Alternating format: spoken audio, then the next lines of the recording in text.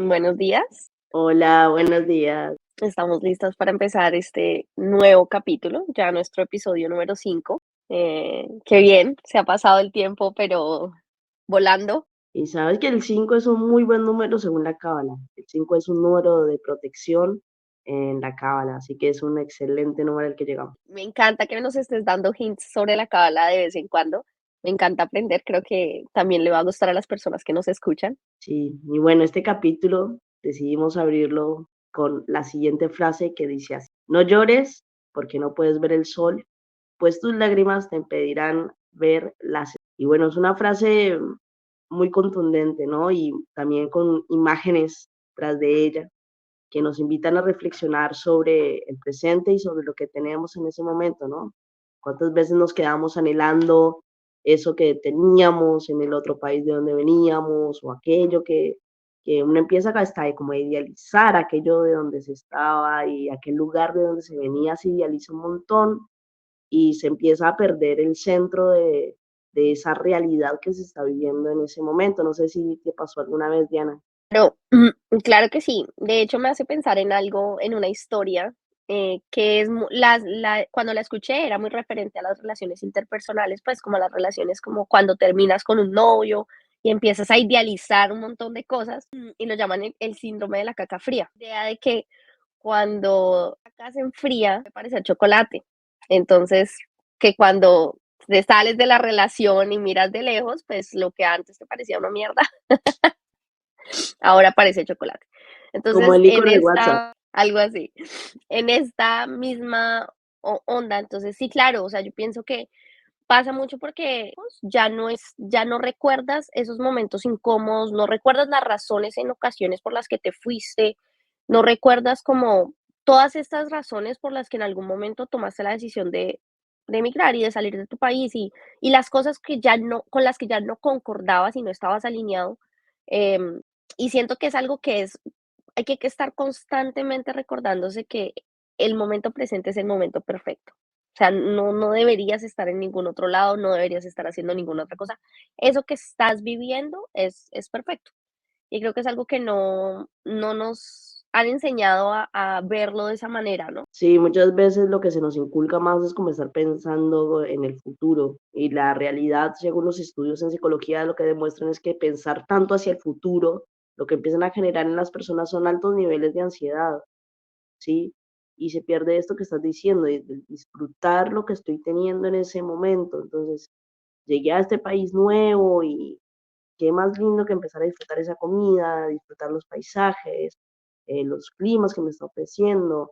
No sé, por ejemplo, en Colombia no existe el otoño ni la primavera, ¿no? Es como siempre este clima tropical, ¿no? El invierno y el verano se diferencian en que uno llueve y el otro no.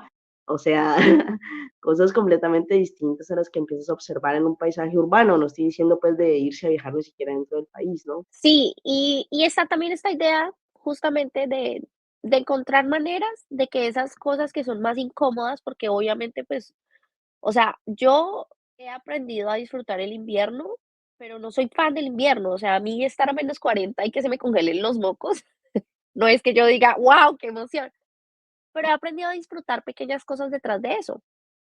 He aprendido a buscar las cosas que me hacen feliz detrás de eso. Obviamente, no voy a ser hipócrita, yo empieza el invierno y en la medida en la que puedo salgo corriendo.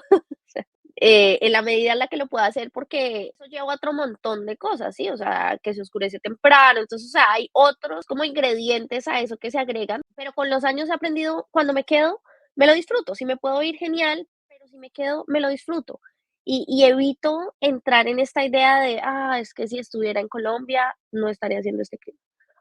Es que si estuviera en Colombia no me estaría pasando esto, ¿sí? O sea, como que evito salirme de esa conversación porque entonces lo que tú dices, empieza uno a idealizar algo que realmente no tiene nada de idílico, porque estás comparando cosas completamente distintas. Sí, es toda la razón con eso. Hay un síndrome ahí que, síndrome, algo que se suele generar mucho en las personas y entrar en esta comparación todo el tiempo, ¿no?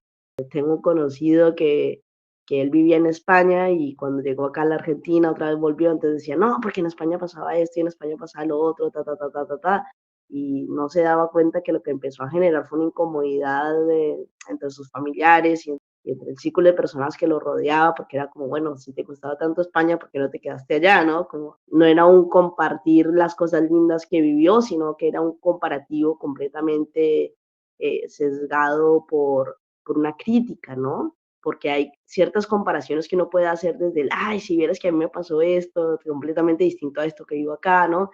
De compartir, ¿no? No en el sentido de criticar o quedarme arraigado al lugar de donde venía, porque si no pasa esto de no cortarle el cordón umbilical del lugar de donde se viene. Y el tema de la comparación, lo que dices, o sea, la importancia de cómo envías el mensaje, ¿no? O sea, la importancia de cómo compartes algo, o sea, está bien decir: "No, mira, en Canadá hacemos las cosas de esta manera", pero no hay idea de la manera en la que tú lo haces no es correcto. Hay idea de te estoy contando algo que me pasa, una manera en la que yo lo vi de hacerlo distinto, y creo que mucho de cómo lo compartes con la persona y cómo lo llevas a la conversación, el tono en el que lo haces, puede generar ideas distintas, ¿no? En una es, mira qué chévere, en Canadá hacemos las cosas súper distintas y hacemos tal cosa cuando pasa esto. Es, hey, te voy a dar una idea de hacer las cosas distintas, pero es que aquí las cosas no, o sea, acá nosotros no hacemos las cosas así, o sea, terrible, o sea, como que empezar a comparar y a como, ¿cuál sería la palabra para eso? O sea, como a por debajear la manera del otro de hacer las cosas. Son las mismas acciones, refiero como a la acción de contarte otra cosa, pero en una te estoy dando una idea y te estoy compartiendo algo y en la otra estoy criticando lo que haces. Y eso va a tener una reacción diferente de la persona que lo recibe. Completamente. En el tiempo que yo recién llegué aquí a la Argentina, yo viví en esta casa de voluntariado internacional y pude observar distintas posturas frente a esto. Recuerdo mucho una chica justo de Colombia que ella tenía pautado quedarse voluntaria 3 meses y entre esos 3 meses justo coincidía con diciembre. Colombia es un país en el que diciembre representa a nivel católico algo supremamente fuerte que penetra lo cultural muchísimo y que la gente empieza a adornar las casas como desde mitad de noviembre y recién la desarma como a mitad de enero, o sea, las tiran hasta donde más pueden y es algo como que la comida, el compartir de las familias, las personas que son católicas suelen hacer un tipo de novenas que se reúnen en las casas o muchas veces en los barrios. Se hacen juntadas en los barrios, sobre todo en los barrios populares, para pintar las veredas de las casas, como la parte justo que divide la calle donde pasan los autos, de donde caminan las personas, digamos, esa zona se suele pintar de colores navideños o hacer algún dibujo en la mitad de la calle. Entonces, eso es una movida cultural, digamos, bastante importante y significativa. Y a esta chica, pero le estaba pegando feísimo estar lejos de eso, porque acá en Argentina es otra cosa. O sea, si bien la gente, digamos, se reúne en las fiestas, no existe eso que hay en Colombia, y es que uno empieza a ver un espíritu navideño como una cosa que la gente empieza a adornar las calles, el mismo municipio comienza a adornar, ¿no? Como ciertas zonas de manera como muy imponente, o sea, se invierte un dineral ahí, no solo en la decoración, sino también en el alumbrado público, que se convierte en otra cosa que acá no pasa, o sea, ves 3 bombillas de colores distintos, por decir alguna cosa. Entonces esta chica está diciendo, pero no, aquí no está pasando la Navidad, como una cosa así, es como de, no, o sea, si para vos esa fiesta es importante, vos lo vas a hacer importante en el lugar donde llegues y va a seguir estando contigo porque tiene una importancia significativa para ti.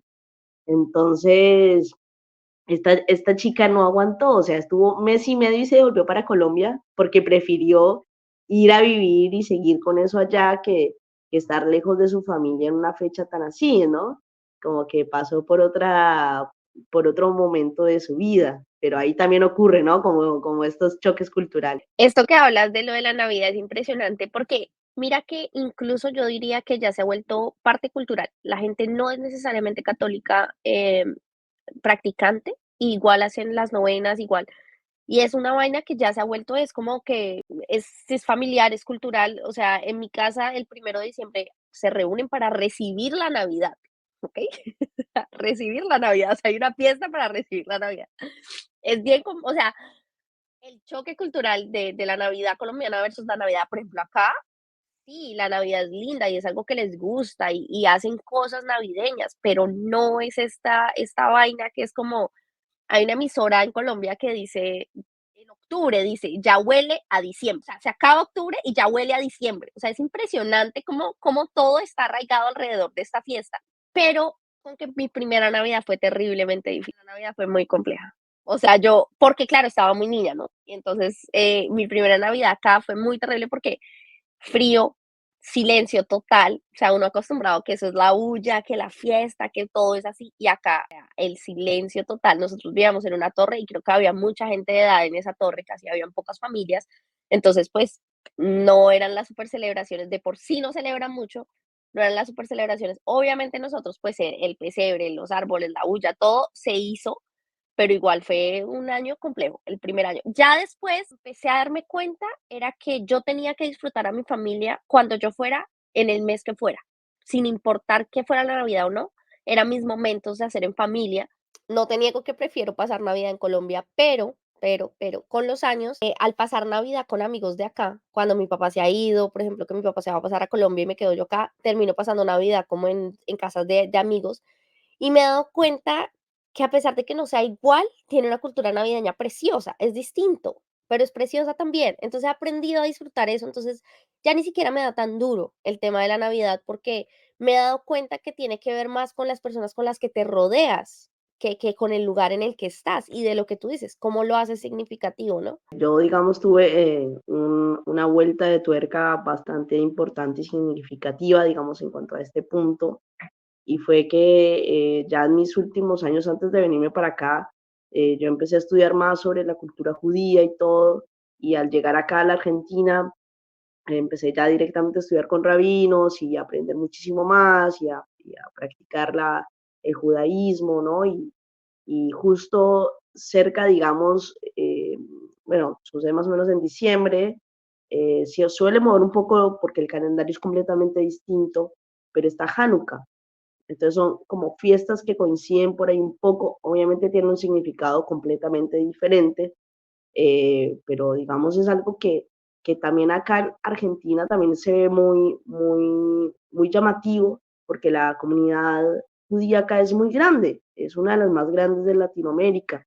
Entonces ves un montón de Hanukkahs de repente puestas en lugares públicos, afuera de los templos, los ves en las ventanas de las casas. Entonces como que también hay otra cuestión cultural en donde ves sobre otras religiones y sobre otras creencias que también están implícitas en la cultura y en la sociedad. O sea, si bien hay judíos en Colombia, es mucho menor, digamos, la cantidad de judíos que hay en Colombia y también se nota en eso, ¿no? O sea, acá es muy común llegar y caminar por la calle y encontrarse judíos ortodoxos o completamente practicantes. En Colombia no es tan común verlo, digamos. Sí, es muy cierto. Oye, explícame el tema del Hanukkah, me interesa y creo que habrá gente que no sabrá qué es y sería interesante como solamente tener un overview, porque obviamente Navidad creo que es algo que a pesar de que no la practiques, tienes una idea mucho más clara de qué es porque está muy mainstream. Bueno, es la conmemoración de un milagro que ocurrió a raíz de lo siguiente. Resulta que los griegos llegaron, invadieron y profanaron el segundo templo que había en ese momento, que estaba levantado, digamos, del cual ahorita obviamente solamente tenemos un muro, que es el que se suele llamar el muro de los lamentos.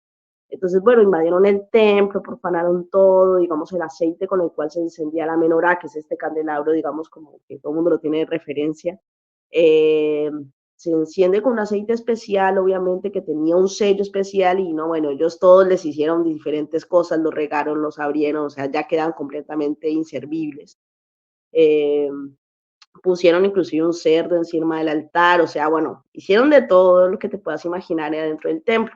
Y un pequeño grupo de personas que son los macabeos que se tomaron armas y dijeron no vamos a recuperarlo y se levantaron, digamos, en contra de esto que había ocurrido y fueron y pelearon. Y era un pequeño grupo de personas contra un montón de gente y ellos lograron recuperar el templo. Y se dice que no solo, digamos, era una cuestión de esta invasión que ocurrió, digamos, a nivel físico, sino que también se hablaba de una invasión cultural, ¿no? Como la mayoría debe saber, los griegos a donde llegaban imponían su cultura, sus dioses y sus cosas, y que, digamos, en este sentido también había un amor al cuerpo. O sea, obviamente todos recordamos las esculturas griegas que no muestran cuerpos muy bien trabajados, ¿no? Y entonces, digamos, esto también se estaba metiendo dentro de la cultura de los judíos de aquella época. Entonces, lo que hicieron los macabeos, más allá de recuperar el templo, también era como recuperar el sentido de la cultura. Y ellos, entre todas las cosas que habían en el templo, encontraron solamente un frasquito chiquito que lograron colocar en cada uno de los cositos de la menorá y la encendieron. El aceite solamente alcanzaba para un día y chao, se apagaría. El gran milagro fue que duró 8 días hasta que lograron conseguir un aceite nuevo.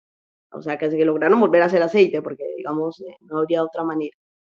Entonces, ese es el gran milagro de Hanukkah. Ok, entiendo. Bien, me gusta saber estas cosas porque pues no tengo una idea como tan precisa y es interesante y siento que le da, cuando tú aprendes sobre las otras cosas, tienes menos tendencia a juzgarlas. Y creo que es importante, por eso otro link importante con la idea de migrar, esta idea de aprender sobre la cultura, porque cuando tú aprendes sobre la otra cultura, entiendes por qué la gente hace las cosas que hace. Sí, completamente. Empieza uno a juzgar mucho menos, ¿no? Y a comprender, o sea, entender el candelabro es compartirle a las otras personas, o sea, de hecho, por eso se coloca en lugares públicos y en lugares visibles, es compartir a otras personas que ocurrió un milagro, que algo bueno y latente estuvo, o sea, no había forma de que ese aceite alcanzara para todo el tiempo que alcanzó. Entonces, por eso se dice, fue un milagro y hay que compartir esos milagros. Es como compartir las buenas noticias, compartir las cosas buenas con los demás, ¿no? Es como todo lo significativo que va detrás de esta palabra, del hecho de compartir. Qué lindo, y también compartir luz, que creo que va muy acorde con esta necesidad de la humanidad en este momento de recibir luz. Sí, por supuesto, obviamente, se llama la fecha, la festividad de las luminarias, esto de compartir la luz. De hecho, hay también dato de color, se dice que las ventanas del templo tenían una forma de tal manera que era como si saliera luz de adentro hacia afuera, por esto de que se debe compartir la luz hacia los demás. Lo cual estoy totalmente de acuerdo y siento que está lo mismo compartir y estar abierto a que llegue la luz, porque cuando no permitimos que la luz llegue y cuando no permitimos que la ayuda llegue, el universo no tiene manera de hacer sus cosas. Creo que es ayúdate que yo te ayudaré, ¿sí? Está muy acorde con esto que estamos hablando, justo, porque mira, la frase dice que no llores porque no puedes ver el sol, porque si no tus lágrimas te van a impedir ver las estrellas, ¿no? Que es, no estás disfrutando la noche, la luna, sí, no sé, una estrella fugaz, te la estás perdiendo porque quieres ver el sol y no, ¿cómo vas a ver el sol a la noche? No lo vas a ver, ¿no? Y te estás perdiendo de esas otras cosas maravillosas que ocurren en la noche, no sé, de repente ver un bichito de luz, o escuchar, en Colombia recuerdo mucho que sonaban las ranitas cerca de mi casa a la noche, empezaban a dar su concierto y era re lindo. Pero mira que justo esto, qué bonito, y es esto de estar presente. Entonces, si estás presente, si no estás anhelando, uno, aquello que decidiste dejar, ¿no? Porque está también esta idea de responsabilizarse por sus decisiones. Anhelar esto que decidiste dejar o que te tocó, porque también está esta inmigración que es un poco obligada, pero que si ya te tocó otra vez decidir cómo responder a algo que la vida te puso, te pertenece. Entonces, tomar la decisión de decir, bueno, me tocó estos 40 centímetros de nieve, ¿cómo voy a hacer para que esto no sea un calvario? Porque la nieve es nieve. Entonces, tú puedes decir que es fatal o puedes decir que sales y haces un muñequito de nieve y te la pasas bomba y te entras cuando sea frío, ¿sí? O sea, es también esta parte, ¿no? De estar presente y decidir cómo vas a manejar esto que la vida te ha regalado. Puede ser un regalo o puedes decidir qué es lo que te hace la vida miserable y sigue siendo tu decisión. Entonces, qué bonito responsabilizarse de esas decisiones que nos permiten tomar, ¿no? Que se nos permite tomar. Me hiciste recordar una historia. Había un señor que justo había quedado naufragado y estaba en el medio del mar. Ay, Dios, por favor, ayúdame, ayúdame. Y le empezaba a gritar. Y entonces en esas llegó justo una balsita que estaba ahí remando y le dice, señor, que quiere venir conmigo. Le dice, no, no, no, no, no, yo estoy esperando que Dios me va a enviar algo grande para yo salir de esto. Bueno, se fue. El señor se quedó ahí esperando, no, Dios, por favor, ayúdame, ayúdame. Llegó de repente otra lancha más grande, le dijo, señor, ¿qué le nos llevamos hasta la isla que queda aquí cerca? No, no, no, muchas gracias, Dios va a hacer exactamente lo que yo necesito. Y así, hasta que el señor se muere y se dice que llegó a la presencia de Dios y entonces le dice, Dios, pero ¿qué pasó? Que no me ayudaste. Y le dijo, no, fuiste tú el que no estuvo atento. Yo te envié 2 veces, 2 botas y tú no quisiste, ¿no? Entonces, como en esto de, si no estamos presentes en el aquí, en el ahora, y solamente estamos pensando en un ideal, muy posiblemente nos vamos a perder de las soluciones que la vida nos presenta y de las cosas buenas que tenemos para disfrutar en ese momento. Y esto me lleva a esta idea de, en inglés, que la palabra en español, por la connotación que le han dado, no tiene el mismo efecto, pero en inglés, surrender, que en español significa como rendirse, pero en español tiene esta connotación como un poco mala, ¿no? De como rendirse es como perder una batalla. En inglés, surrender es más como permitir que la vida haga lo suyo, ¿sí? Es como que entender que todo lo que tú quieres puede llegar a ti, pero no quiere decir que vaya a llegar a la manera en la que tú lo planeaste. Puede que, o sea, porque porque if you surrender y le permites a la vida hacer lo suyo, tal vez te lleves una buena sorpresa. Entonces, esta idea justamente de estar atento, de permitir, de estar atento a cómo la vida te va a sorprender, a cómo la vida te va a dar esto que tú quieres, pero no aferrarse a tiene que ser de tal manera, o tiene que ser tal persona, o tiene que venir por, ¿sí? Esto es extremadamente importante. Y creo que es algo que para las personas que, por ejemplo, en mi caso, estoy trabajando en ello, pero yo soy muy controladora. Entonces, en mi caso, han sido cosas que me han requerido mucho trabajo porque yo quiero controlarlo todo. El cómo, el qué, el cuándo, todo, ¿no? Entonces es soltar y decir, ok, no puedo controlar, o sea, controlo lo que puedo controlar, controlo cómo manejo yo mi persona frente a las situaciones, ¿no? Sí, sí, sí, sí, ocurre mucho y sobre todo es muy difícil para las personas que necesitan controlar las cosas, pero es muy importante esto último que dijiste, es, yo controlo lo que yo pienso, ¿sí? Puedo controlar lo que yo siento, lo puedo manejar y lo puedo gestionar, ¿sí? Lo que me pasa a mí, cómo yo voy a reaccionar y cómo yo me voy a comportar. Pero yo no puedo controlar qué está pensando el otro, qué va a hacer el otro, mucho menos si va a llover ¿no? o va a hacer calor. Entonces, a esas otras cosas que yo no puedo controlar, son las cosas que en las cuales me voy a afrontar, ¿sí? De la manera en como yo sí puedo, de elegir afrontar. Regresa un poco a lo mismo, entonces esta idea de, pienso que para dar como ideas más específicas de qué hacer cuando uno ya entra, cuando pasa esta fase de emoción, ¿no? O sea, llegas a un nuevo país, qué emoción, todo es nuevo, y luego ya entras en una fase de, ahora sí, empiezo a extrañar lo que tenía, entonces allí llegan momentos decisivos de cómo vas a manejar esto. Entonces, estar presente ayuda un montón. Entender que el por qué te fuiste, si fue tu decisión, el por qué, o sea, así no haya sido tu decisión, hay un porqué de peso para que uno se tenga que ir de un país, hay porqués bastante de peso que también ayudan, ¿no? O sea, me tocó por lo que sea. Entonces, recordar el porqué para no aferrarse ni idealizar lo que antes había, sino disfrutar y entender que el momento presente, que es lo único que tienes realmente, porque el pasado ya no, el futuro no tienes ni idea. Entonces, este momento presente es como cómo yo elijo reaccionar a lo que me está pasando, ¿no? Y entender esto de que el presente es lo único que tengo es un gran poder, porque es el gran poder de elegir qué estoy haciendo con mi vida, ¿sí?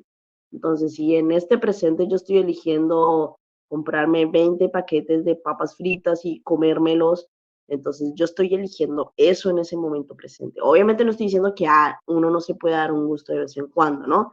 Pero digo, si en ese momento presente yo estoy eligiendo ciertos excesos, debo reconocer que eso me va a llevar a un siguiente paso que tal vez no concuerde con eso a lo que yo quiero llegar, ¿sí?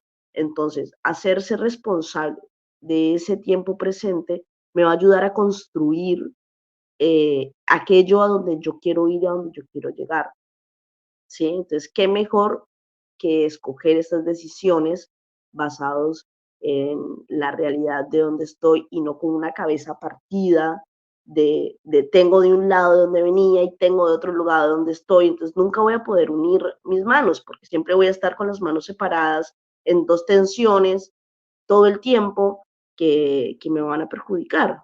Esto que nombras sobre la coherencia, ¿no? La importancia de la coherencia. Creo que es algo que en los últimos años he estado trabajando bastante y es la coherencia entre qué es lo que quiero ser o lo que quiero hacer y las acciones que tomo diariamente para eso, ¿no? Porque caemos mucho. Yo en mi caso podría ser como el tema del ejercicio y la comida, ¿no? Entonces como que caes en esta idea, lo que para ir a tu mismo ejemplo, no quiero estar gordo o no me quiero engordar, pero como mal o no me ejercito. Entonces esto es lo que estoy hablando de este lado porque no quiero estar gordo, pero estoy haciendo todo lo contrario para ello. Entonces estás tirando para lados distintos, no hay manera de avanzar. Y lo otro es que es algo que a mí me ayuda cuando voy a tomar, a tener acciones, yo trato de preguntarme si esto está alineado con esto que quiero ser. Y lo, obviamente, inicial, cuando lo empecé a hacer, era súper complejo porque no me acordaba de preguntarme, pero lo fui practicando y ahora se ha vuelto un poco más automático. Entonces, hay veces voy a hacer cosas y es como, espérate, o sea, de verdad me quiero comer una torta completa.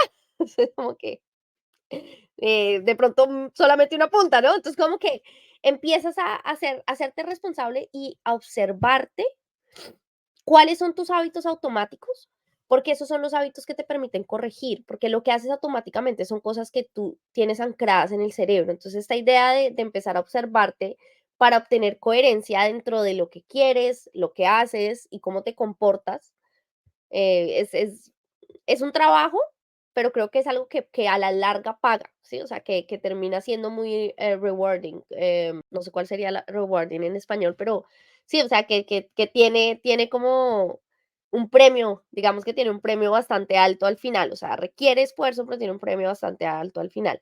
¿Y sabes qué me recordó esto que dijiste?